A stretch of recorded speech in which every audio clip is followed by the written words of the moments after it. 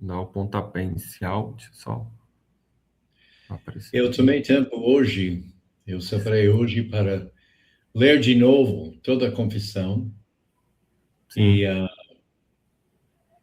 eu vou falar um pouco mais sobre isso quando uma vez nós estamos Ah, com pronto. outras pessoas presentes, mas faz muito tempo que eu não li, né? Uhum. Então, eu espero que vocês não estejam decepcionados. Jamais. Pronto, a gente Você, está ao vivo já, professor, e aí todo mundo que está já vendo a gravação anteriormente, né? Tá o pessoal do Instagram, quem viu a gravação, o doutor Marquieres, por favor, se apresente e aí a gente já pode iniciar já as perguntas, né? A gente conversou aqui nos bastidores um pouquinho antes, mas se eu pudesse apresentar, é vital para quem não entendeu, quem chegou de paraquedas, não sabe a contribuição do senhor, enfim. bem, eu fui criado num lar cristão. Eu não me lembro o momento quando eu não estava confiando em Jesus como meu Salvador, mas infelizmente a igreja em que eu fui criado era como muita igreja batista, muito forte na área de a necessidade de confiar em Jesus, a morte e a ressurreição dele, mas ouvimos muito pouco sobre a importância do Espírito Santo em nossas vidas e a necessidade de aproveitar da graça de Deus para a graça transformar nossas vidas. A vida cristã era uma lista de regras. Quem segue a lista de regras, Deus está feliz com essa pessoa. Quem não segue, uh, sendo batista, nós não acreditamos que a pessoa poderia perder a salvação. Mas, por outro lado, houve aquela ala que sempre estava negando a salvação de quem não estava andando na obediência, que essa pessoa nunca foi salva. Então, eu cheguei a um ponto da minha vida que eu reconheci que eu não era capaz de vencer meus pecados na força, nas minhas próprias forças, e que era necessário aprender a andar no poder do Espírito Santo. E, consequentemente, foi um momento de grande transformação na minha vida. Eu fui chamado para missões quando eu tinha 15 anos de vida. Eu queria ser um agente florestal, eu não tive nenhum desejo de ser um missionário, mas uma vez eu estava num acampamento para os jovens, né? E uma moça, ela estava compartilhando sobre sua experiência missionária, e eu confesso que nem sempre acredito quando alguém fala, Deus falou comigo, né?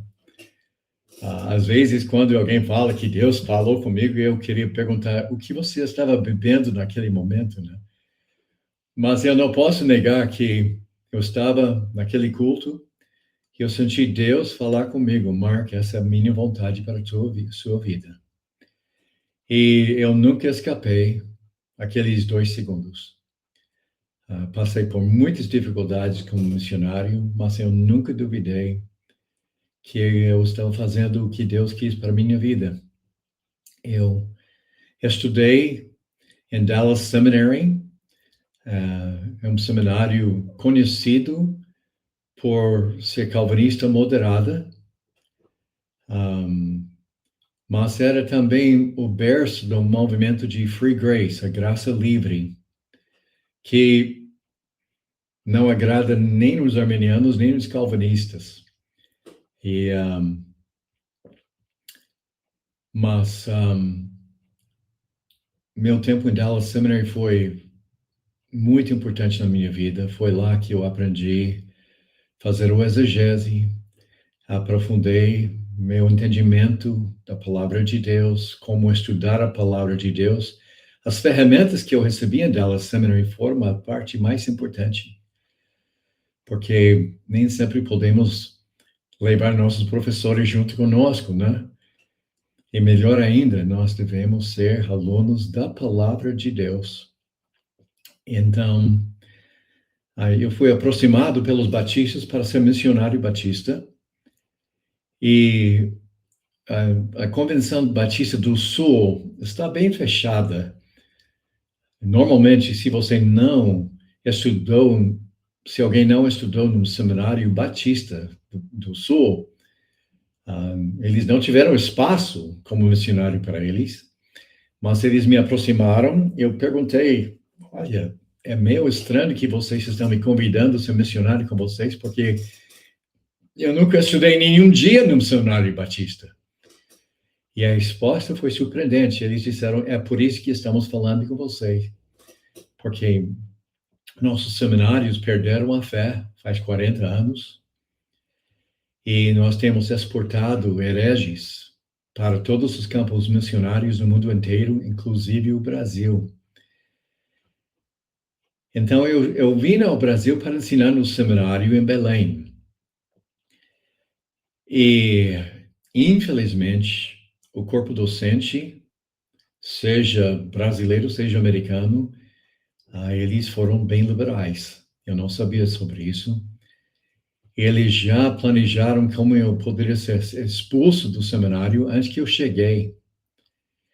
Eles fizeram seu trabalho. Eu fui expulso depois de 6 meses. E foi um momento muito difícil na minha vida.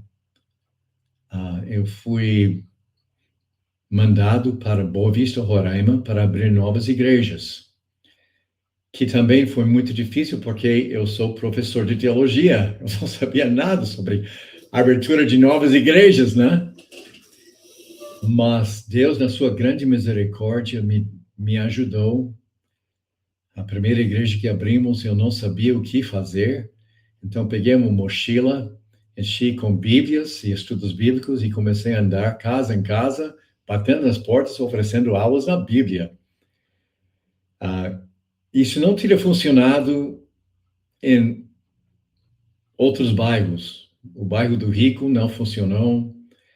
Entre os mais pobres, também não deu certo. Mas aquele bairro deu certo. E depois de 9 meses, já tivemos uma igreja de 130 pessoas. Chamamos um pastor brasileiro, Wender Cirício, e ele cresceu aquela igreja até que teve mais que 900 membros. Era a maior igreja evangélica no estado de Roraima. Eu vejo tudo isso são indicações da misericórdia de Deus, porque eu não sabia o que eu estava fazendo.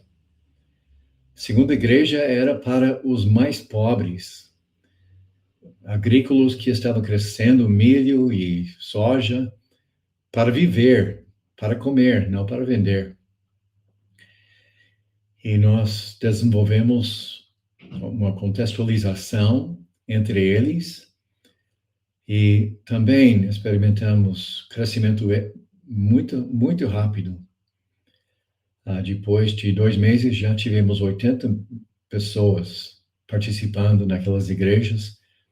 A terceira igreja era para as pessoas mais ricas da cidade, os políticos, os professores.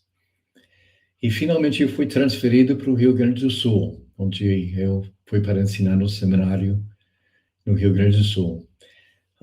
Não vou continuar com o resto da minha história sobre aqui no Brasil, mas eu falo que eu não vim ao Brasil para tomar o lugar do brasileiro no seminário. Eu vim ao Brasil para treinar brasileiros para tomar meu lugar no seminário. E uma vez que nós tivemos localizado, identificado e treinado um homem para assumir as aulas, eu saí do seminário e fui para outro seminário para servir. Faz 11 anos que nós fomos aposentados pela missão, junto com mais que 1.000 missionários. O dinheiro acabou e a missão ofereceu essa aposentadoria antecipada. E para mim foi uma bênção, porque finalmente eu tive a liberdade para realmente servir o Senhor. E isso faz 11 anos. Então, 11 anos eu sou missionário independente. E, basicamente, eu tenho liberdade de colaborar com qualquer pessoa que está desejando conversar comigo, como essa entrevista hoje. Nós temos nossas diferenças. Eu sou batista, eu sigo aquela teologia chamada de graça livre, free grace, que não é nem calvinista nem arminiana, mas eu não sou tão ignorante para acreditar que eu sou o dono da verdade e todos nós devemos manter cabeças e corações abertos para ouvir a palavra de Deus e ouvir nossos irmãos. Amém, amém. Belas palavras. É muito interessante como Deus agiu na vida do Senhor aqui no Brasil. Já começando com as perguntas, né? Já tem um pessoal dando paz do Senhor, graça e paz. Se o Guilherme já tiver preparado uma pergunta, eu já tenho aqui. Pronto, pode fazer, Guilherme. Fique à vontade. Irmão Marcos, eu fico muito feliz com a sua história, seu ministério, tudo que o senhor tem produzido no Brasil. Antes de entrarmos propriamente no tema da confissão, faria-se necessário pensar numa questão mais introdutória ainda, que é a questão da importância da confessionalidade. Quanto para uma pessoa de uma tradição é importante se ter um documento confessional que sintetize a sua fé, ou que resuma a sua fé em um documento. Claro que a gente não vai colocar o documento em cima das escrituras, ou abrir mão das escrituras por causa de nenhum documento, mas o quão é importante que o arminiano, ou o calvinista, ou qualquer pessoa de outra tradição tenha esse contato com a sua doutrina de maneira mais sintetizada possível para evitar as heresias. Exatamente o que você falou.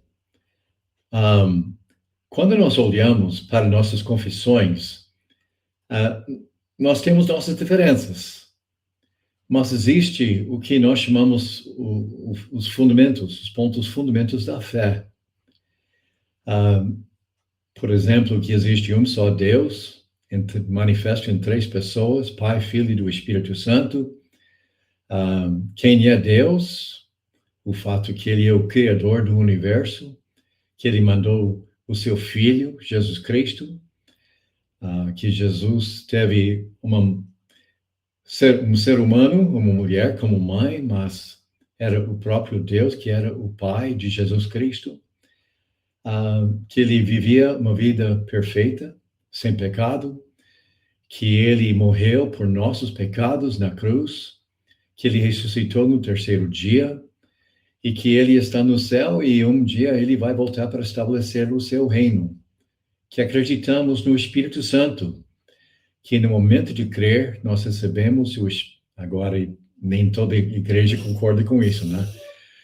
Mas seja no momento de crer ou depois, nós recebemos o Espírito Santo para nos dar o poder para viver a vida cristã, que nenhuma pessoa, por suas próprias forças, é capaz de viver uma vida adequada. Precisamos do poder do Espírito Santo dentro de nós, como uma mão na luva. E nós liberamos o poder do Espírito Santo do mesmo jeito que somos salvos, pela fé, confiando em Deus para transformar nossas vidas através do Espírito. E a fé vem através de ouvir a palavra, né?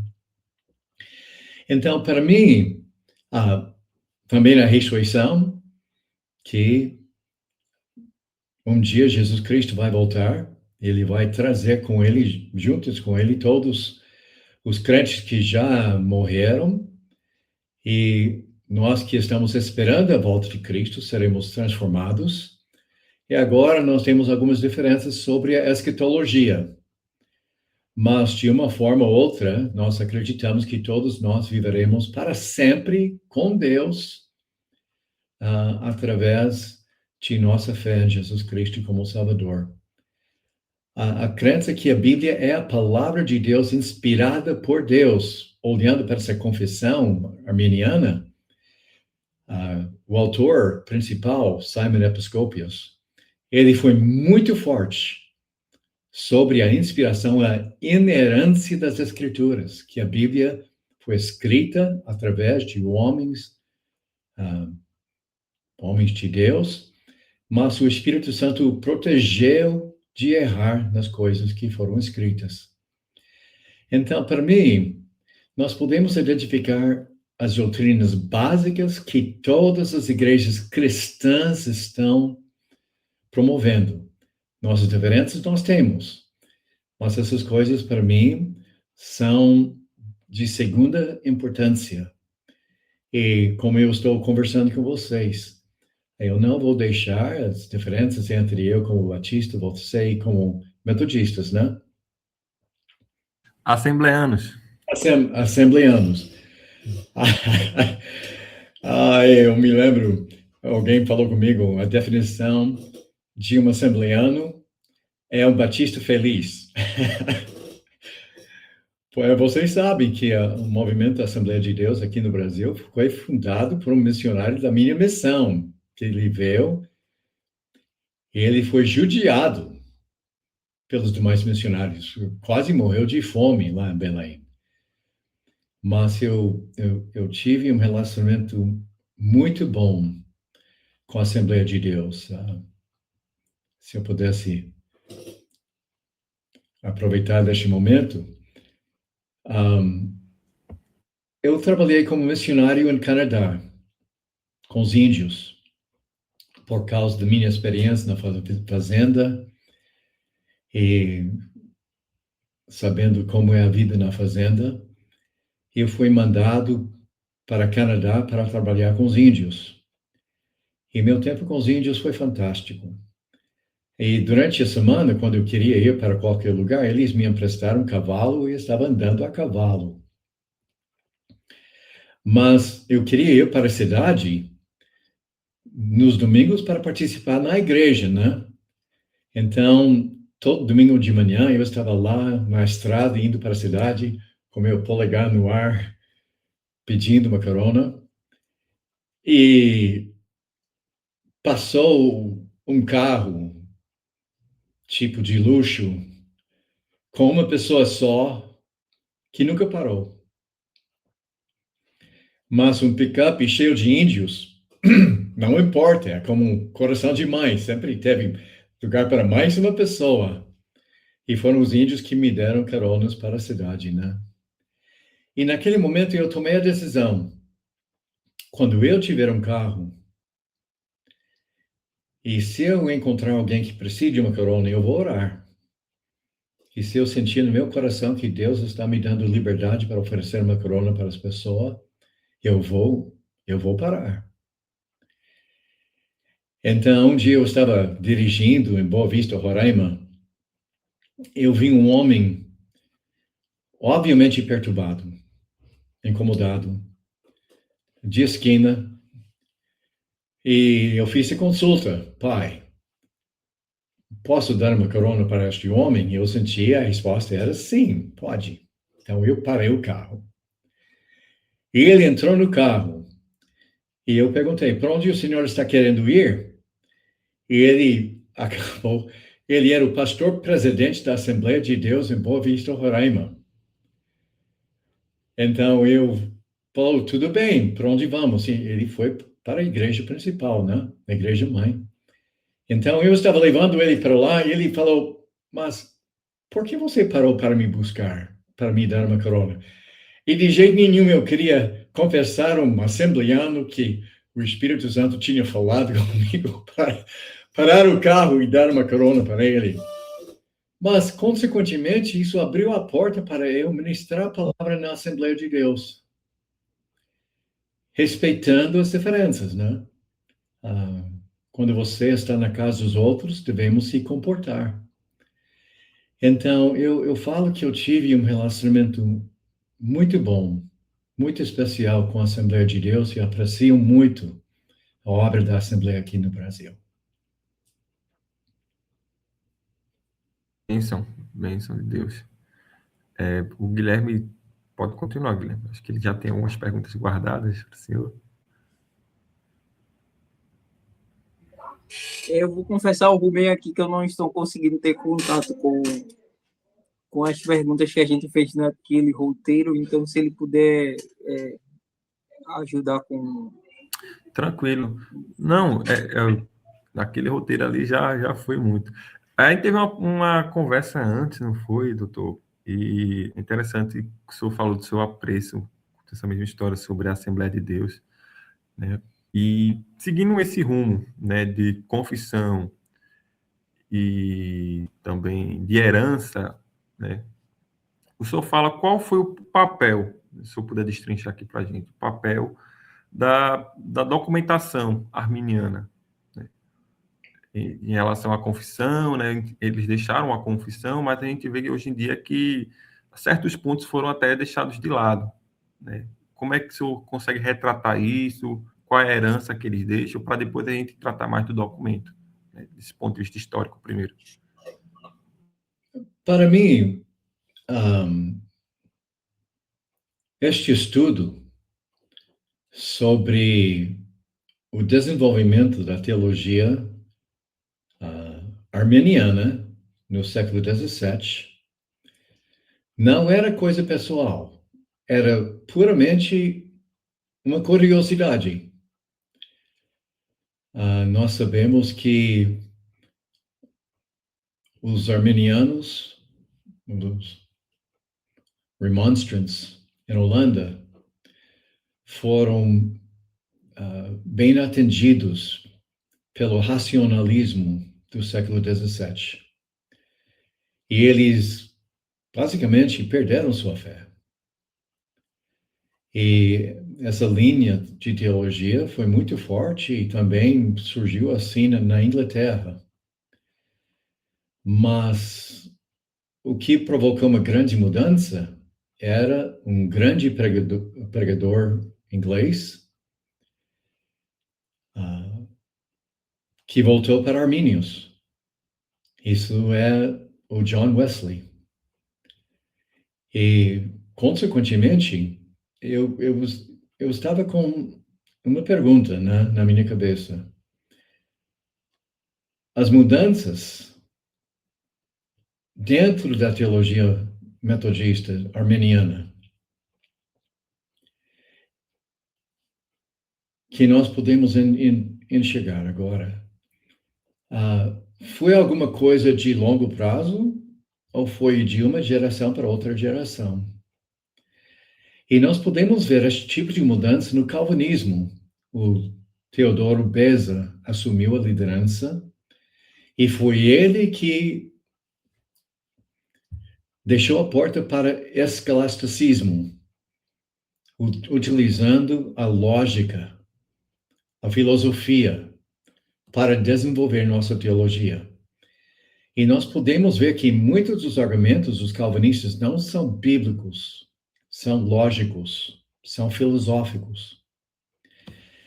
Então, essa mudança dentro de arminianismo era coisa como de calvinismo ou era de longo prazo?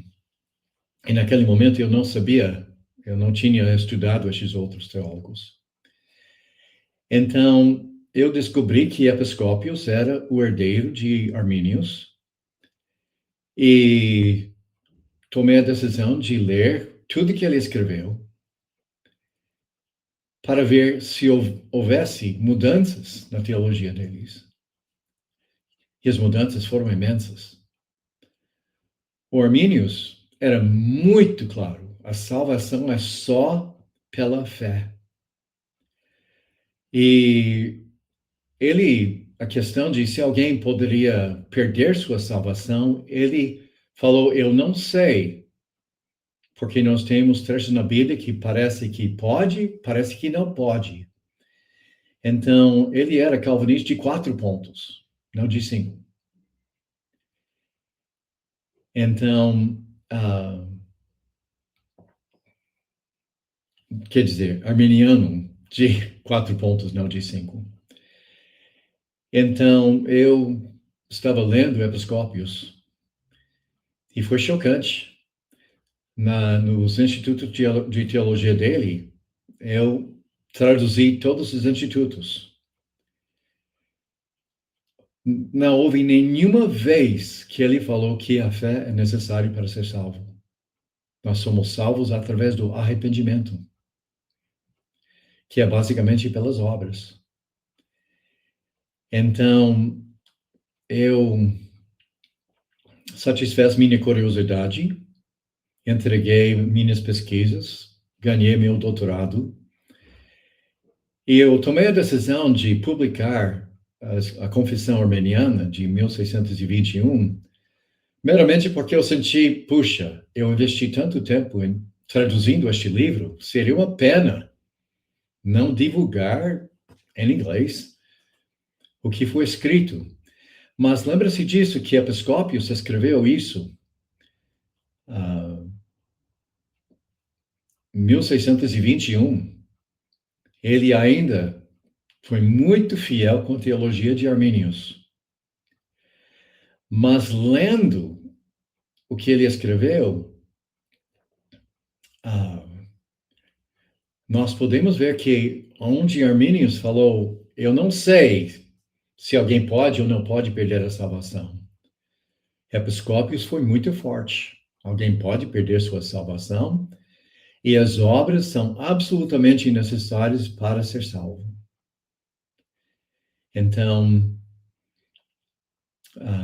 eu achei que era interessante para as pessoas entenderem este desenvolvimento, porque Arminius, ele morreu em 1611 e Episcópios escreveu o seu livro em 1621. Então, em 10 anos, ele fez grandes mudanças na teologia armeniana. Nesse sentido, professor, não sei se o Guilherme pode fazer uma pergunta, mas antes de fazer uma pergunta, tem uma pergunta para fazer, Guilherme? Ou posso continuar daqui? Não, se quiser continuar agora, depois eu... Pronto. Não, pode falar, porque eu só ia continuar o mesmo assunto. Se você quiser, acho que é mais perspicaz ficar ter um meu.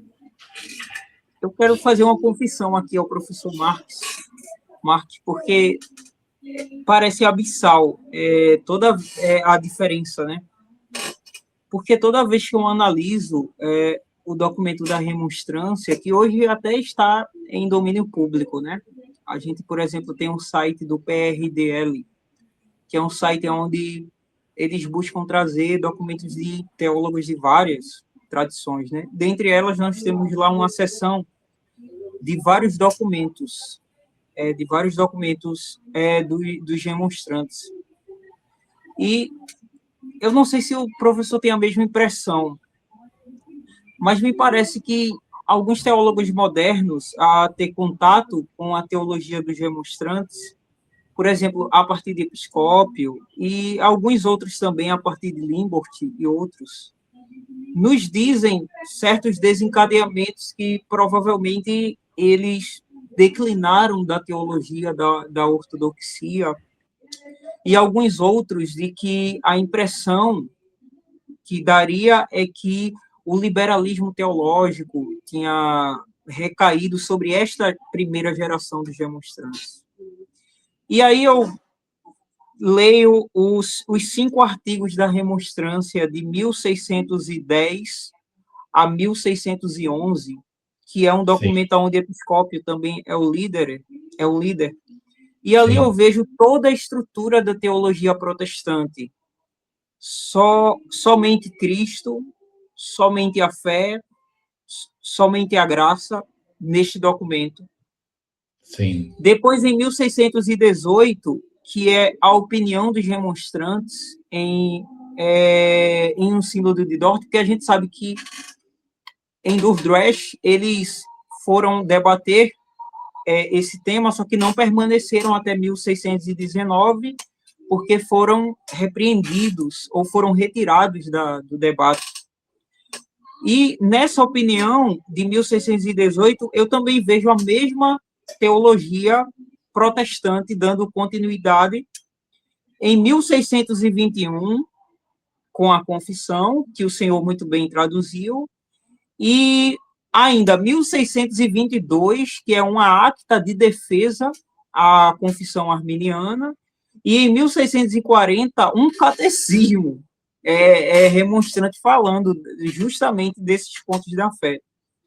Só que aí, professor, até 1674, onde a gente observa que neste catecismo de 74, a primeira vez na confissão arminiana o termo cessacionismo, ou cessacionista, depois de 1674 a gente vê um declínio ortodoxo desse documento. Então, diferentemente da leitura dos teólogos modernos, eu percebo que, desde a morte de Armínio, em 1609, até a mais alta ascensão da remonstrância, que vai, por exemplo, aqui até 1640, a gente percebe uma ortodoxia preservada entre eles, uma defesa de apologia. Porém, no documento de 1674, onde aparece o cessacionismo pela primeira vez documentada, e depois de 1674 a gente observa esse declínio, eu percebo o que é que houve com esses teólogos, né? Com essa herança remonstrante. Será que eles não tiveram cuidado de observar toda a estrutura confessional de 1610 até 1640 de todo este dogma? Então, olhando, eu me assusto mesmo quando a gente pensa que houve uma certa heterodoxia da remonstrância, porque os documentos parecem nos apresentar uma heterodoxia depois de 1674, em muitos doutores. O senhor tem alguma posição sobre essa divergência de interpretação no que corresponde à ortodoxia e à heterodoxia remonstrante? Sim. Um termômetro muito bom sobre ortodoxia é olhar o que o autor escreveu sobre a origem das escrituras. E quando olhamos para a Confissão 1621, a Confissão de Episcópios é de ouro, a inerência, inspiração plena. Ele apoiou 100% a Bíblia como a palavra de Deus. A divergência que ele teve com os reformados é porque ele entendeu que a Bíblia estava ensinando que alguém pode perder sua salvação. Então, ele não estava deixando, a palavra-chave é o racionalismo determinar sua teologia. Mas, agora, eu estou batalhando com uma doença genética que está atingindo minha memória. Mas os pais de racionalismo, um deles era francês, mas o outro, Spinoza, ele foi um judeu de Holanda. E foi ele que estava introduzindo o racionalismo.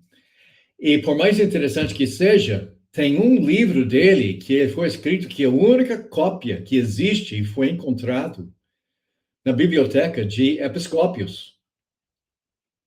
Ele era amigo de Spinoza e meu entendimento é que o próprio Episcópio, ele foi influenciado pelo racionalismo que estava surgindo na Holanda. E Holanda era o berço do racionalismo. E isso também espalhou para a Inglaterra através de episcópios e através de Van Limburg. Ele foi o teólogo que escreveu depois, que seguiu episcópios. Então, o que aconteceu era, naquele século, o racionalismo pegou a Europa. E, infelizmente, isso influenciou muitas igrejas. A igreja anglicana foi influenciada, a igreja luterana, a igreja reformada, todos foram atingidos por isso. E era John Wesley que levou os arminianos de volta para a ortodoxia.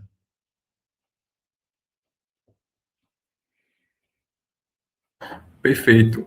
E só eu acho que pegando a carruagem, né, o caminho da carruagem, o que faz o documento arminiano de fé, a confissão arminiana de fé, de 1621, um documento válido, por assim dizer, ortodoxo? Eu creio que o senhor concebe que a confissão é um documento ortodoxo, né, que segue as diretrizes, né, que segue o padrão. O senhor falou aqui, né, alguns pilares fundamentais, mas a estrutura dela, né? A gente vê episcópios que depois, segundo a tese aqui, né, lançada, se rende, né, ao racionalismo devido à sua amizade, mas não foi só ele que fez a curadoria, né? Ele escreveu, né, isso pode confirmar na sua fala, ele escreveu, mas passou por uma curadoria, né, se eu não me engano, por uma reunião dos remonstrantes, né, acho que na Antuérpia, não é isso? Depois eles foram expulsos. E eu só acho que isso influenciou, de certa forma, para o documento ser ainda mais fiel à tradição reformada, à tradição cristã. Como é sua opinião em relação a isso? Primeiro, ele foi selecionado para escrever aquela confissão porque ele surgiu durante aquela a segunda década, ele surgiu como o líder teológico. 1609 e 1611, ele não foi. Houve outros teólogos que foram mais importantes do que ele no movimento armeniano. Mas durante de 1611 até 1618, 17, o Sínodo de Dort, quando nós chegamos no Sínodo, ele foi o líder dos armenianos. Ele foi reconhecido como a pistola mais poderosa que eles tiveram. E então, uma vez que os calvinistas fizeram suas manobras e manipulações, perseguindo os armenianos, e vocês sabem que o episcópio também fugiu para a França, e aos poucos eles estavam voltando. Mas foi depois disso, agora eu não posso dizer exatamente quando, que o racionalismo que começou a influenciar esses teólogos. Então, quando eu estou lendo essa confissão de 1621, o que ele escreveu sobre a palavra de Deus, a inspiração da palavra, o que ele escreveu.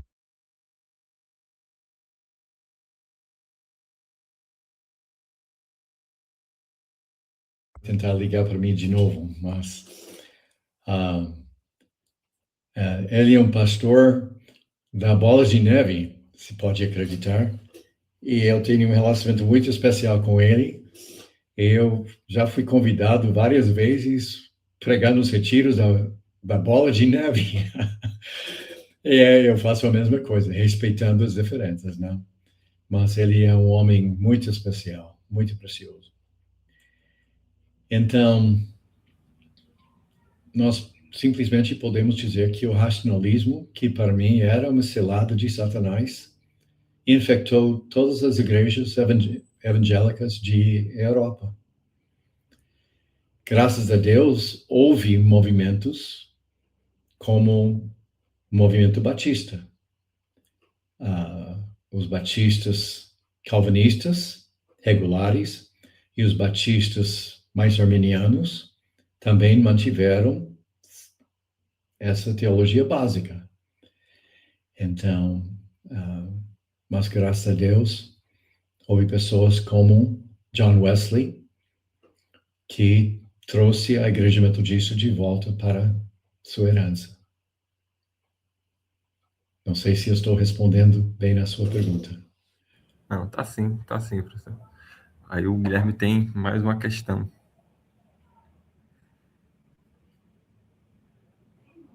Professor, é muito interessante essa análise da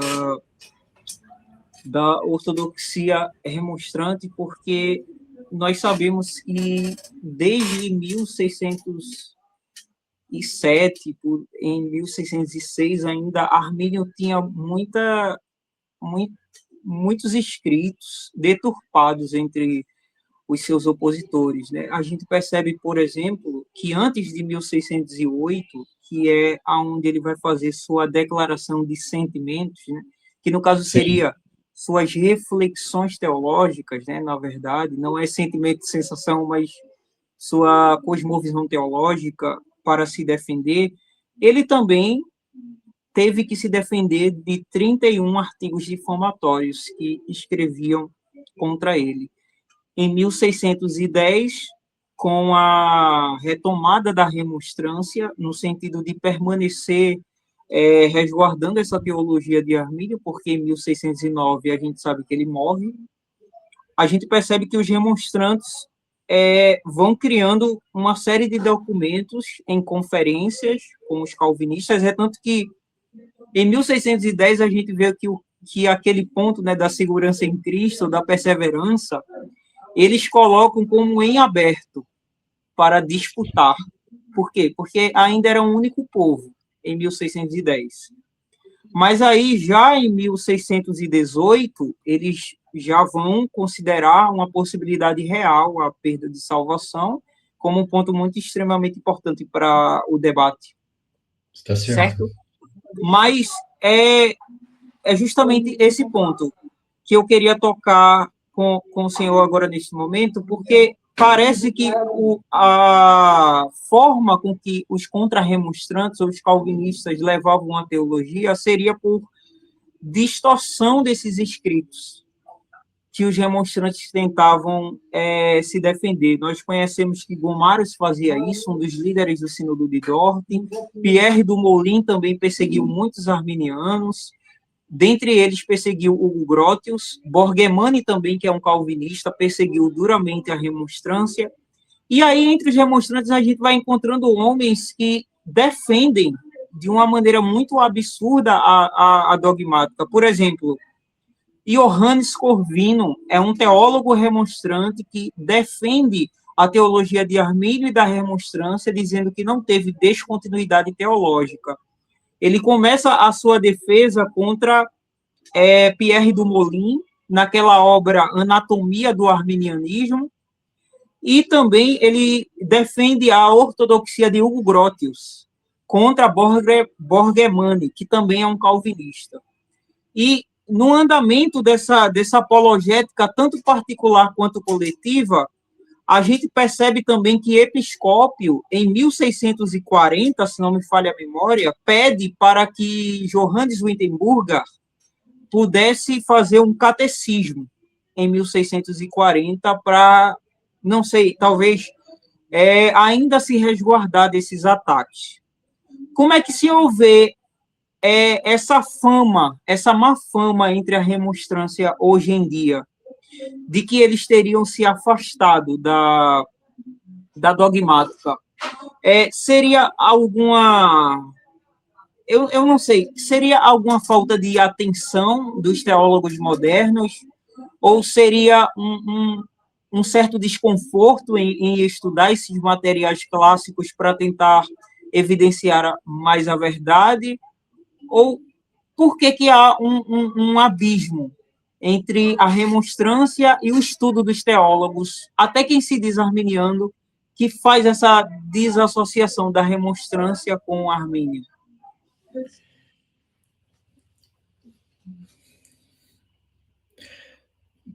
Primeiro, os reformados dão preferência aos reformados. E o Arminius, com sua declaração de sentimentos, ele está dizendo, vocês dizem que eu acredito assim, é uma mentira, eu acredito assim. Ele estava defendendo sua ortodoxia. Mas os calvinistas não tiveram nenhuma dificuldade com mentiras. Eles imaginaram o que Arminius estava ensinando e colocaram essas palavras na boca dele, e ele estava refutando, dizendo, não é verdade. Então, muitos mal entendimentos pela parte dos reformados é porque eles tomaram a decisão de acreditar as mentiras que foram escritas durante todo o século XVII. Agora, a entrada de racionalismo, tanto entre os reformados quanto entre os arminianos, não podemos negar, né? Mas eu simplesmente vou dizer isso. A teologia arminiana foi mal representada e os reformados tomaram a decisão de acreditar nas mentiras. E para mim, lendo, porque eu também comprei os livros escritos pelos calvinistas, os reformados de Holanda. Lendo o que eles escreveram, é como vocês estão fabricando coisas. Quem já leu Arminius sabe que isso não foi o que ele acreditou. Mas aquela coisa de levantar uma fantasma, é por isso que era necessário para eles expulsarem os remonstrantes do Sínodo de Dort, porque, como alguém escreveu uma vez, a intenção dos calvinistas era crucificar os arminianos e eles recusaram de ficar passivos na crucificação. E quando eles observaram que os arminianos iriam insistir em apresentar sua perspectiva, que eles foram expulsos do sínodo. E desse jeito eles poderiam criar essas mentiras sem preocupar-se com a verdade. Para mim, a falta de ética pela parte dos reformados, dos calvinistas. Se estamos querendo duvidar a salvação de alguém, eu acho que é mais duvidar a salvação dos reformados do que a salvação dos arminianos. Mas eu confesso que o foco dos meus estudos era mais armínios e episcópios. Eu tive contato com os demais teólogos, mas eu não fiz um estudo profundo do que eles escreveram. Eu não duvido que você tem mais familiaridade com esses outros teólogos do que eu tenho.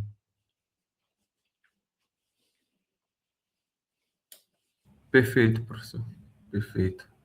O Guilherme quer continuar? Professor, hoje a gente percebe no Brasil uma teologia líquida em debates. Parece que há uma indisposição do arminiano brasileiro, especificamente, em estudar. Mas, em contrapartida, há uma grande carência no estudo. O senhor já foi missionário aqui no Brasil e eu creio que o senhor fez uma leitura social muito interessante acerca do comportamento do brasileiro com o estudo. Talvez seja por questão de classe social, econômica, ou falta de disponibilidade de estudos. Mas, seguindo à risca a criteriosidade do apóstolo Paulo, quando ele fala que nós precisamos examinar bem as Escrituras e estudar as Escrituras, me parece que há um processo mais de visibilidade social do que um comprometimento com o estudo teológico. Eu vejo que os brasileiros hoje veem uma dicotomia entre a vida religiosa, a vida prática e a vida teórica.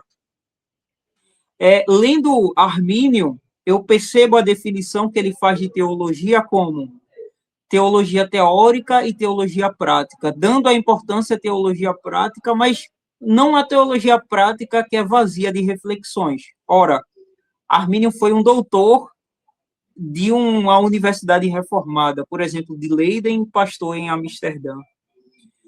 Com os remonstrantes também eu vejo a mesma preocupação, como fundamentar o seu documento à luz daquilo que estava nas escrituras e tentar esclarecer isso para o povo. A preocupação documental também de 1640 era na instrução de jovens, por exemplo, no catecismo de perguntas e respostas. Sim, sim. Só que hoje, na contemporaneidade, a gente percebe que o estudo teológico e a vida prática entre os arminianos parecem duas coisas que estão se chocando, né? Duas moléculas em choque, ou que elas não estão conectadas. O senhor, sendo teólogo e também um grande pastor, missionário, por exemplo, qual o conselho que o senhor nos daria acerca do nosso comprometimento espiritual, tanto com a teologia prática quanto com a teologia teórica? A história do povo de Deus é sempre que o povo foi mais influenciado pela cultura do que pela palavra. Então, hoje, agora eu vou expressar minhas opiniões. A Bíblia está muito clara sobre casamento, sobre divórcio.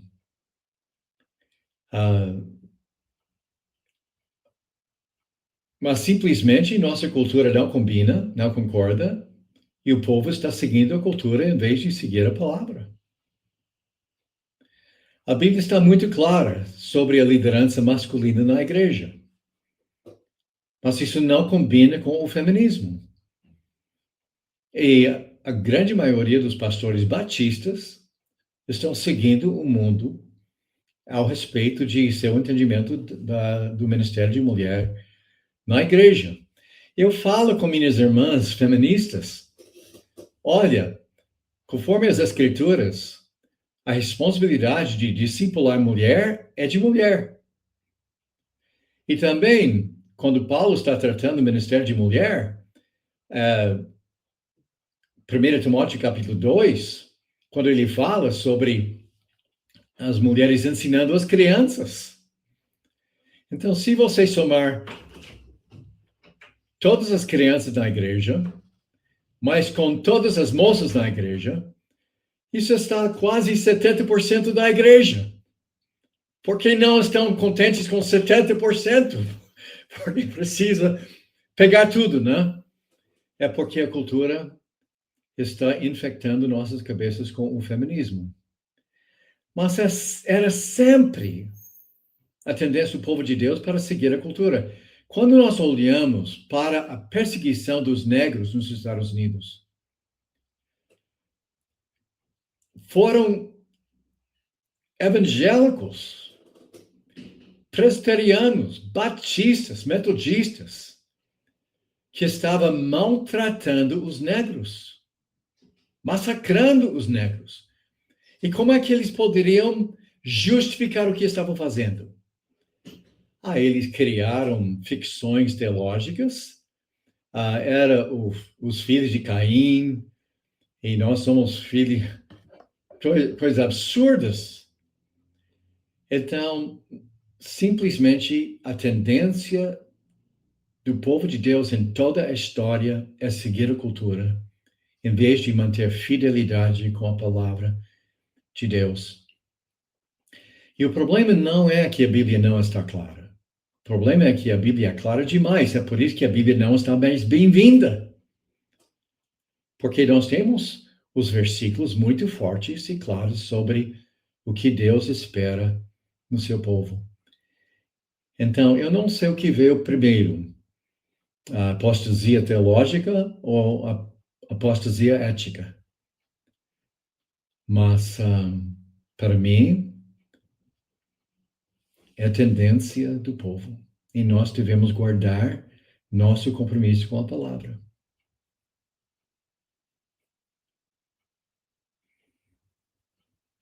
Perfeito, perfeito. Algo para completar, Guilherme? É muito interessante as influências liberais da sociedade que entram em choque com aquilo que a Bíblia sempre estabeleceu, né? Professor, o senhor falou muito bem aí da transformação do modelo eclesiástico bíblico, em que, por viés de interpretação, seja de alguma ideologia, que no caso a ideologia feminista, ou qualquer outra corrente teológica, tenta tirar do homem a liderança da igreja, ou desassociar do modelo bíblico. O senhor falou muito bem da questão racial, por exemplo, de pessoas que entraram na perspectiva da teologia para deformar a interpretação, e por isso eu entendo que, nesse sentido, há de haver em nós um cuidado com a teologia, porque a teologia ela pode ser fabricada para o mal, tanto em questões de gênero, tanto em questões raciais e etc., né? Ou seja, a produção de Satanás, como vemos no século 17 e 18, com o evento do liberalismo, e hoje muito mais com a mistura teológica com as ideologias sociais, que já são tão conhecidas por nós, ou contemporâneas, que tentam desmanchar a ortodoxia, tem se tornado um desafio para as igrejas de hoje. Nós podemos usar igrejas que antigamente foram ortodoxas, deserdar da fé, que é o caso da própria igreja, muitas igrejas remonstrantes modernas, por exemplo, na Europa, que hoje já adotam ceia aberta, tanto para ateus quanto para qualquer pessoa que não passa pelo crivo da profissão de fé, ou abre para lideranças de pessoas que já não reconhecem seu próprio sexo masculino, mas com a desconstrução do seu próprio sexo por questões de gênero, já aceitam lideranças dessa forma, e já não concorda mais que a palavra é a única regra de fé e prática, já abriu para uma fé um pouco mais aberta. O meu medo é que o Brasil, que foi o seio de tanto avivamento, também possa perder essa criteriosidade. Mas como nós podemos fazer com que a liderança preste mais atenção na teologia para se resguardar desses ataques teológicos contemporâneos que acabou deflacionando a ortodoxia na Europa e com certeza já está começando a chegar aqui na América do Sul, embora que em menor grau, né? Graças a Deus em menor grau, mas a gente não pode confiar que, desprezando o cuidado, com os anos posteriores, pode acontecer a mesma coisa que houve na Europa. Com certeza. Mas, agora, algumas queixas que eu tenho. Na Bíblia, quando é que alguém foi batizado no Novo Testamento? No dia de crer. A pessoa creu no Evangelho e naquele mesmo dia foram batizados. Este é o padrão que nós encontramos em todo o Novo Testamento. Agora, a diferença entre o batismo de João e o batismo de Jesus Cristo. São dois batismos diferentes. Mas as pessoas, da sua simplicidade, estão querendo juntar os dois. E nós podemos ver no livro de Atos, Pedro, quando ele estava falando com Cornélio, João Batista veio pregando um batismo de arrependimento. Mas qual foi a base do batismo de Cornélio? Eles creram no Evangelho. E nós devemos entender que o batismo de João, realmente lavou os pecados. Mas não seja surpreendido, porque na lei de Moisés houve muitas lavagens para tirar o pecado. Isso não salvou a pessoa, era renovar seu relacionamento com Deus. E quem veio para João Batista para ser batizado foram os crentes, os que estavam esperando, os fiéis. Os descrentes nem foram batizados. Mas Na Igreja Batista, nós temos juntado os dois. Alguém na minha igreja tem que esperar 1 ano para ser batizado. Porque nós queremos verificar que, de fato, você creu de verdade. O batismo, para mim, é o símbolo da aliança, a nova aliança. Eu creio na morte e na ressurreição de Jesus Cristo. Não é o pecado, a água que retira o pecado. É a morte de Cristo que retira o pecado. Para mim, é muito paralelo com a aliança de casamento. Imagine se no dia do casamento o pastor dizer para uma menina: olha, hoje você fez seus votos, nós terminamos o cerimônio, tecnicamente você é casada, mas eu vou guardar sua aliança por 1 ano, e se depois de 1 ano você demonstrar que você de fato ama seu marido, eu vou entregar sua aliança. Minha esposa iria dizer: pastor, me dá essa aliança agora. Por quê? Porque ela fez aliança no dia do casamento, então ela ganhou o direito de receber o símbolo da aliança. Aí eu criei um escândalo imenso em Boa Vista, Roraima. Porque quando eu estava andando casa em casa apresentando o evangelho, e quando alguém creu no evangelho, aceitou o evangelho, eu ofereci o batismo no mesmo dia que acreditaram, e às vezes eu levei para a fonte, lá na praça. Eu estava publicamente batizando pessoas na praça, sem a igreja votar se pudesse ser batizado ou não. Então, nós temos essa herança batista, que é a igreja que vota se alguém pode ser batizado ou não, que não tem nenhum alicerce na palavra de Deus. É um exemplo de como a cultura influenciou a teologia batista. Agora, por que os batistas desenvolveram essa coisa de que tem que voltar?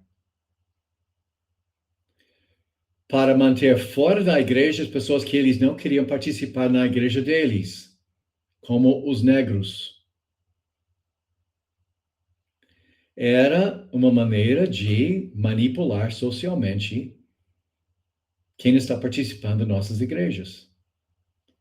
Então, não faltam exemplos de como a igreja evangélica tem deixado a cultura influenciar sua teologia. Um grande missionário no Nordeste recusou de fazer casamento entre branco e negra no Nordeste.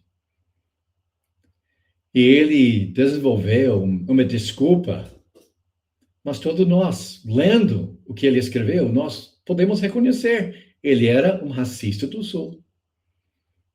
E também um homem de Deus. A incoerência, a insanidade.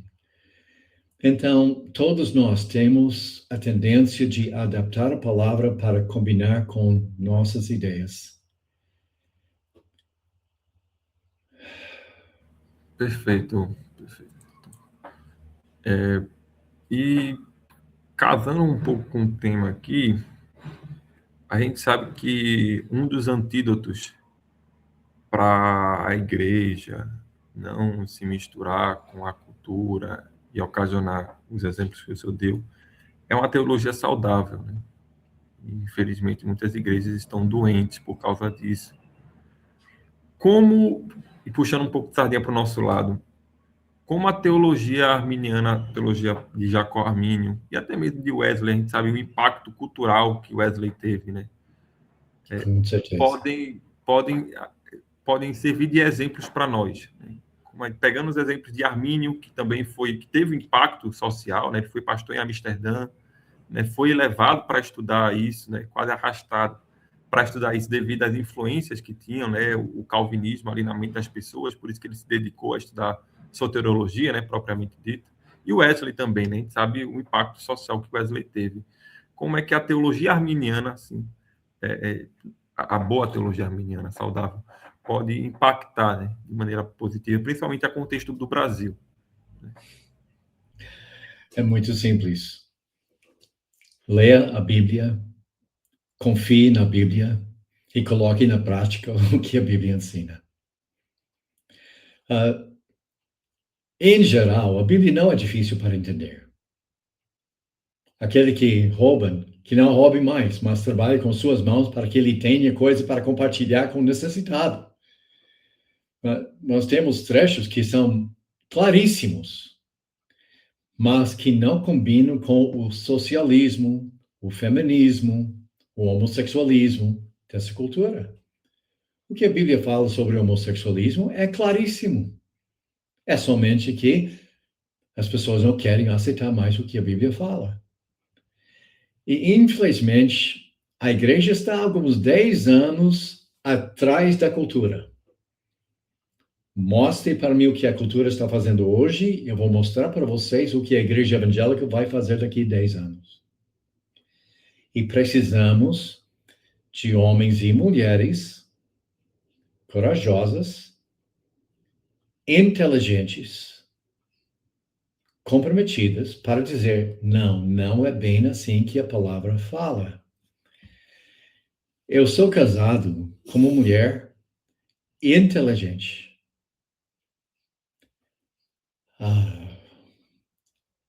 Em termos administrativos, ela é muito pela frente do seu marido, com coisas como a administração da casa. Se minha esposa fosse feminista, ela seria pastora de uma igreja. Mas qual é o ministério que ela tem? Ministério de discipulado de mulher, investindo sua vida. Eu não iria usar essa palavra.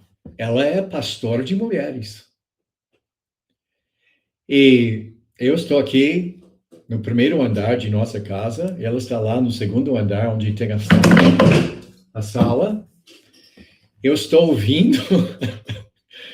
Ela tem a voz de doçura de vovó e conteúdo de pitbull. Eu estou ouvindo ela falar com essas moças que estão chorando. E eu pensei, essa menina não volta. Semana que vem ela está de volta. Por quê? Porque Diana está exercendo o seu ministério na vida de moças de uma forma piedosa. Discipulando as meninas como ser mães. É a função dela. Agora, minha função é discipular os homens. E nós guardamos muito bem essa distinção. É bem interessante que Paulo escreveu. Eu quero que você fale com os velhos, eu quero que você fale com as velhas, mas é para a velha discipular a jovem. E você também nos jovens. Então, é confiar na palavra e seguir a palavra.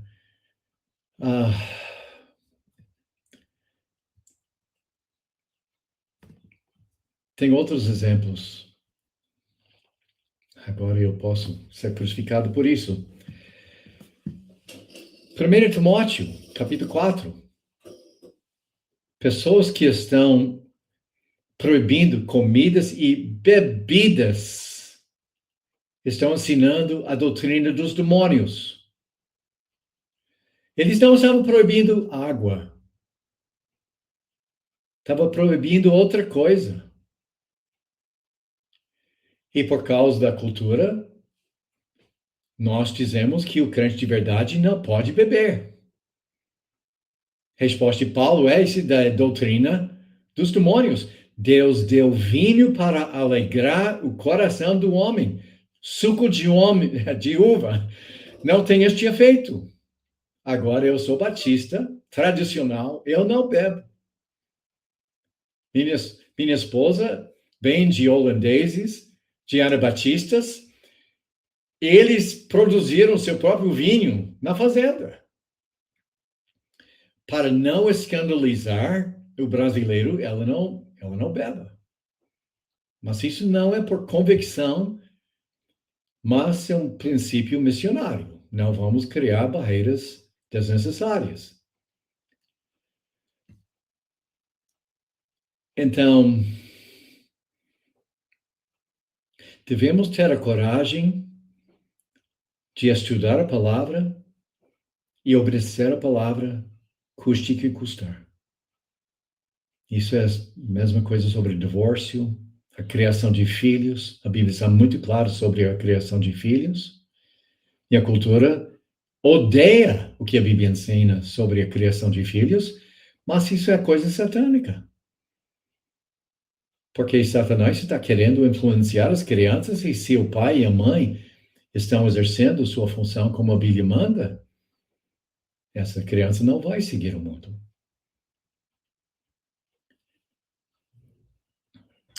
Perfeito. É mais pura verdade. O Guilherme tem mais uma questão. O senhor, sim, antes do Guilherme falar, o senhor tem mais quanto tempo? A gente pode ficar mais aqui uma meia hora, 20 minutinhos? Quanto tempo o senhor tem? Minha esposa já está batendo na porta do meu gabinete, mas Pronto, vamos ter então, mais 10 10 minutos. minutos. Perfeito, perfeito. Então, eu acho que essa já é a última já, né? Guilherme, se você conseguir. Professor, nessa última parte, eu gostaria que o senhor desse um conselho para nós jovens que estamos começando hoje no estudo, seja da teologia e também cooperando na igreja. O meu ministério, que é a IADPE, Igreja Evangélica Assembleia de Deus no estado de Pernambuco, é o mesmo ministério do Rubens Samuel, que ele também atua como auxiliar local, né, um jovem obreiro. Então, o que é que o senhor nos aconselharia, com toda a experiência que o senhor tem? Como eu estou lutando com algumas tradições culturais entre os batistas, vocês também estão confrontando coisas culturais que estão na Assembleia de Deus, mas que não estão muito bem na Bíblia, né?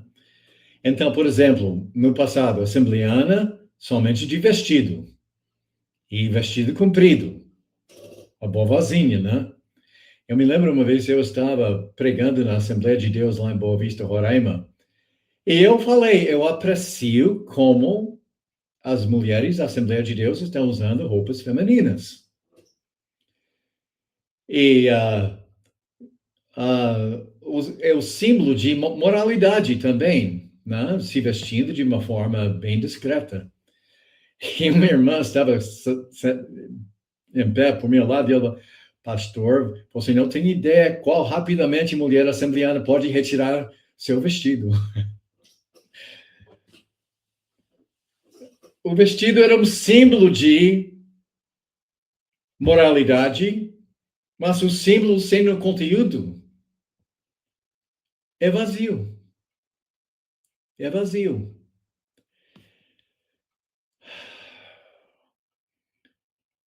Então, de uma forma, nós devemos respeitar os símbolos culturais que nós temos. Mas devemos nos lembrar que por trás de todos os símbolos na Bíblia tem uma realidade. E a realidade é muito mais importante do que o símbolo.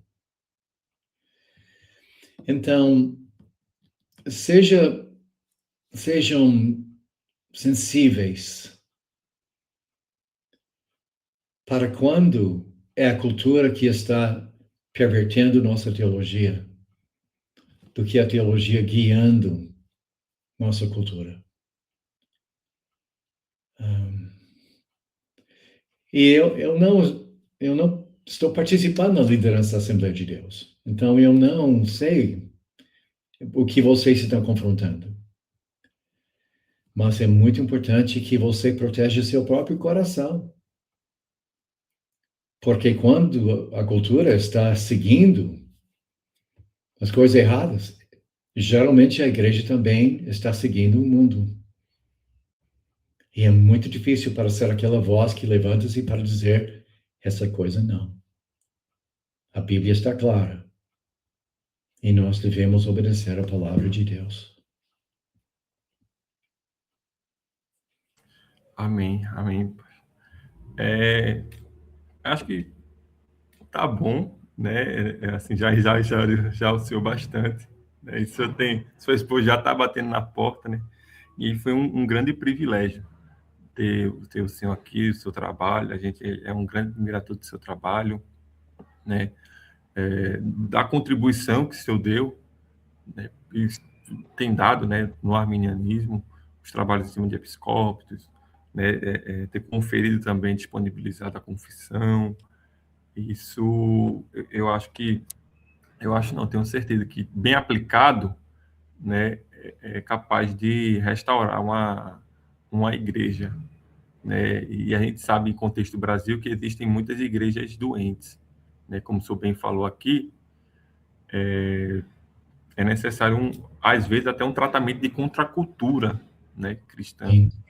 E eu creio que a teologia arminiana, como um todo, né, porque muitas vezes aqui no Brasil ela é tratada somente como um aspecto soteriológico, né, e de fato foi onde Armínio mais se debruçou, mas ela é muito mais completa e uma teologia saudável salva uma igreja, né, salva uma pessoa, não no sentido de salvar em si, né, porque é Cristo que faz a obra, é Deus que age através da sua graça, mas no sentido de mostrar um caminho para a pessoa que muitas vezes ela, com as opções que ela tinha no contexto de igrejas neopentecostais, né, dando nome aos bois, né, igrejas muito ultra-calvinistas, né, ela fica embaraçada, né, muitas vezes embaraçada, e a gente chega com a solução de, olha, não é bem assim, não é desse caminho, não é desse jeito. E o senhor tem um papel muito importante aqui, teve um papel Eu muito queria importante. dizer para vocês, Sim. Provavelmente vocês não conhecem fluentemente o latim e o holandês. Eu tenho os exemplares da Confissão Arminiana de 1621. Mas também eu tenho um PDF.